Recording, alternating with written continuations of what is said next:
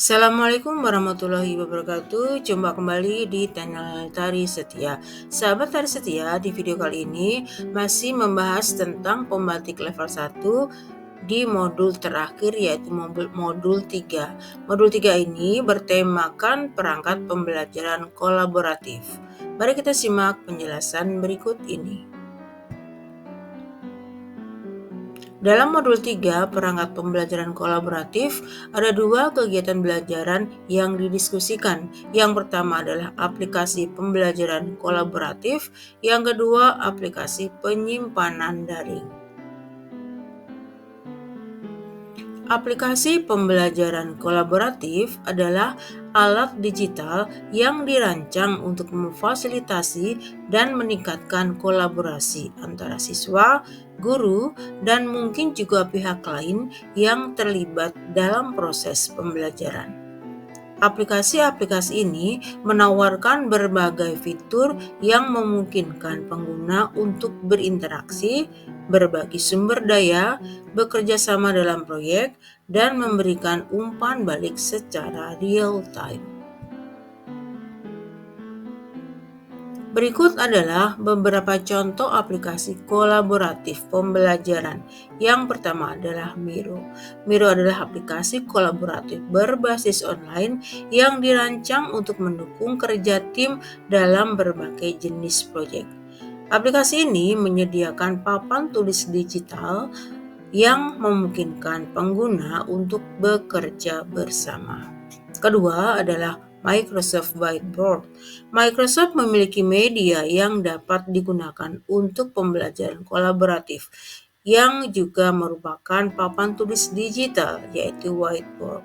Whiteboard merupakan aplikasi kolaboratif yang menjadikan pengguna merasakan sensasi seolah menulis di satu layar yang sama. Ketiga adalah Google Docs. Google Docs adalah alat produktivitas berbasis cloud yang memungkinkan pengguna untuk membuat, mengedit, dan berbagi dokumen secara kolaboratif seperti membuat dokumen teks, laporan, cerita, atau artikel. Berikutnya adalah Google Sheets. Google Sheet atau Google Spreadsheet adalah fitur aplikasi pengolahan data secara daring. Kelebihan yang ditawarkan oleh aplikasi ini adalah fitur kolaborasi yang dapat peserta pembatik 2024 gunakan untuk mengumpulkan, menyortir, menganalisis, mengolah data dengan cara yang bermakna untuk berkolaborasi dengan orang lain dalam waktu bersamaan. Hal ini tentunya akan menjadikan solusi untuk keterbatasan ruang dan waktu yang kita miliki untuk melakukan kolaborasi dengan tatap muka secara langsung. Aplikasi berikutnya adalah Google Slides. Google Slides adalah alat presentasi yang membantu peserta pembatik 2024 membuat slide digital untuk dibagikan di depan kelas saat mengajar atau audiens lain. Kita dapat menyertakan teks, gambar, dan bahkan video untuk membuat presentasi untuk ditampilkan di layar besar atau diberikan langsung kepada murid saat menjelaskan materi. Aplikasi selanjutnya adalah Google Sites. Google juga memiliki aplikasi serupa dengan pembuatan website atau blog. Namanya adalah Google Sites. Nah, apa sih yang dimaksud dengan Google Sites itu? Google Sites adalah cara cepat dan mudah untuk membuat situs web. Google Sites memudahkan dan menuangkan semua di satu tempat dan situs web. Dan aplikasi terakhir adalah Canva for Education. Peserta pembatik 2024 sudah memiliki atau mendesain menggunakan Canva? Nah, pada materi di modul sebelumnya sudah dibahas tentang penggunaan Canva for Education. Untuk mengenal lebih jauh lagi aplikasi Canva ini dengan menggunakan akun belajar ID, guru, siswa, tenaga pendidik, kita dapat menggunakan Canva Education secara daring dalam melakukan praktik pembelajaran secara kolaboratif. Kegiatan pembelajaran yang kedua adalah aplikasi penyimpanan daring. Aplikasi penyimpanan daring memungkinkan pengguna untuk menyimpan, mengakses, dan berbagi file dan data melalui internet. Berikut adalah beberapa aplikasi penyimpanan daring populer beserta fitur-fitur utama mereka. Yang pertama adalah Google Drive. Google Drive adalah layanan penyimpanan awan yang disediakan oleh perusahaan teknologi Google. Ini memungkinkan pengguna untuk menyimpan file secara online, mengaksesnya dari berbagai sumber dengan pengguna lain secara mudah. Dengan Google Drive, pengguna dapat menyimpan berbagai jenis file, termasuk dokumen teks. Jenis file lainnya seperti presentasi, gambar, video, dan banyak lagi. Layanan ini juga menyediakan berbagai fitur tambahan seperti kemampuan untuk berkolaborasi secara real-time. Berikutnya adalah OneDrive. OneDrive adalah layanan awan dari Microsoft. Memiliki fungsi yang hampir sama dengan Google Drive. OneDrive memungkinkan menyimpan dan melindungi file serta membagikannya dan berkolaborasi dengan orang lain. Kita dapat menggunakan file tersebut dari mana saja, di semua perangkat, dan kapan saja. Berikutnya adalah Dropbox. Dropbox merupakan cloud computing yang sangat favorit karena kemudahannya dapat diandalkan, mudah diatur konfigurasinya. Fungsi Dropbox sesuai dengan Google Drive ataupun OneDrive, yaitu tempat penyimpanan file dan folder serta untuk berkolaborasi. Berikutnya adalah Shortlink. Shortlink atau Bitly adalah aplikasi penghasil tautan pendek yang memungkinkan pengguna untuk mengubah tautan web panjang menjadi versi yang lebih singkat dan mudah diingat.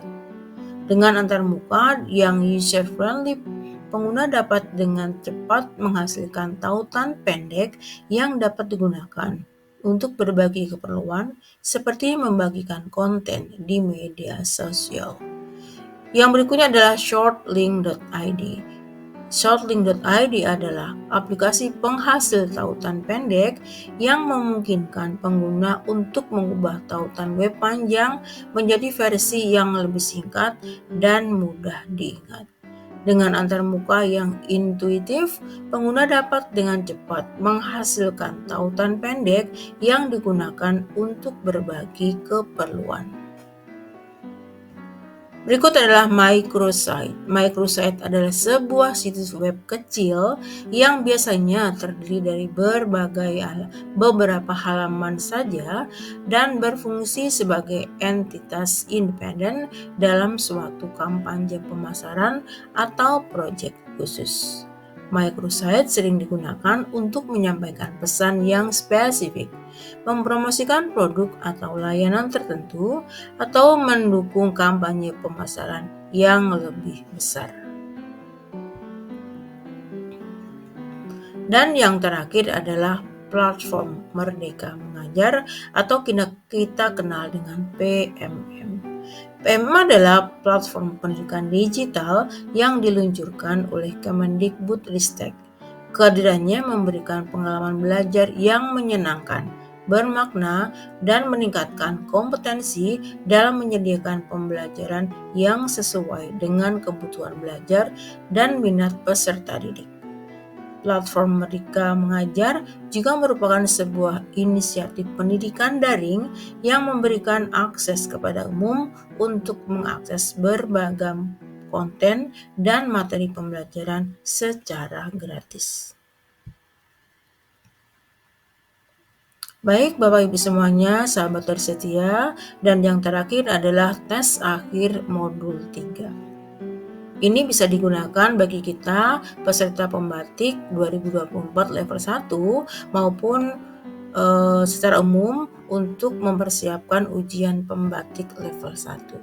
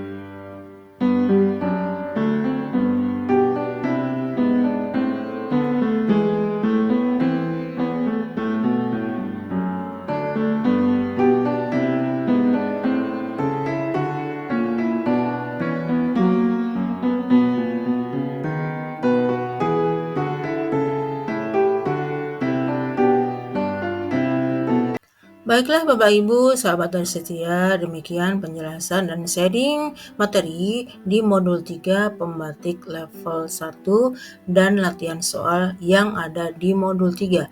Mudah-mudahan materi ini bisa membantu kita semuanya, peserta pembatik 2024 level 1 untuk mempersiapkan ujian akhir pembatik level 1. Terima kasih, selamat menyaksikan, selamat menonton, selamat belajar.